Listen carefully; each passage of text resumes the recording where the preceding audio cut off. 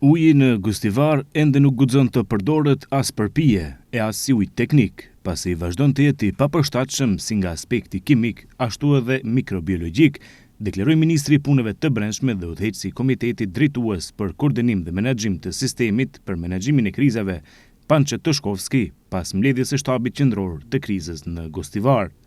Toshkovski bëri të ditur se mendimin e ekspertëve nga ndërmarrja publike ujësjellësi Shkupit ka nisur pastrimi i rrjetit të ujësjellësit dhe shpreson se qytetarët e Gostivarit shumë shpejt fillimisht do të furnizohen me ujë teknik e më pas edhe me ujë të pijshëm.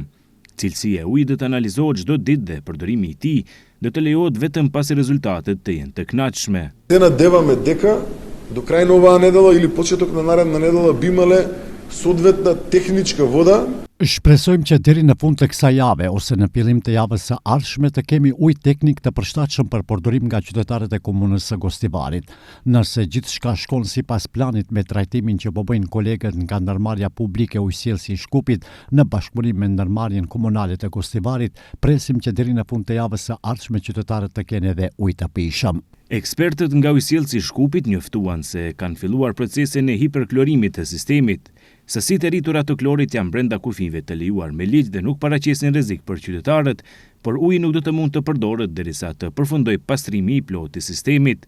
Testimet e para kanë treguar se uji te konsumatorët fundor është i papërshtatshëm si nga aspekti kimik, ashtu edhe nga aspekti mikrobiologjik, pasi nuk është dezinfektuar në masën e nevojshme. Duke u përgjigjur pyetjes së gazetarëve, kryetari i komunës së Gostivarit, Valbon Limani, tha se sipas informatave që ka nga ndërmarrja komunale, uji në Gostivar është testuar të paktën një herë në javët.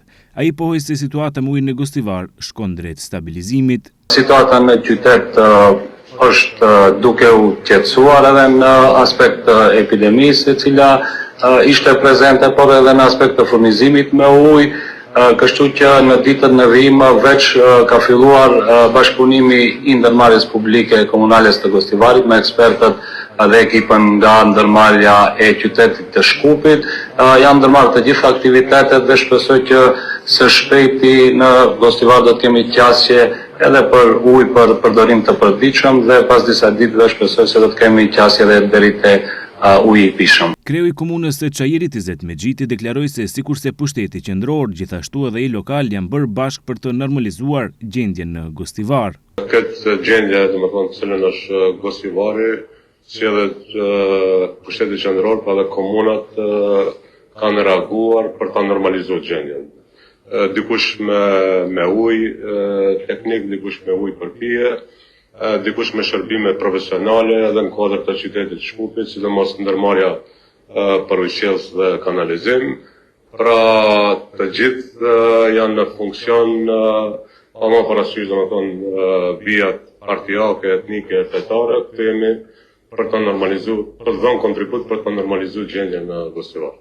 Kryqi i Kuq hapi llogarinë të cilat të gjithë qytetarët human do të mund t'i ndihmojnë banorët e Gostivarit të cilët përballen me epideminë pasi që u konstatua se uji nuk është për përdorim.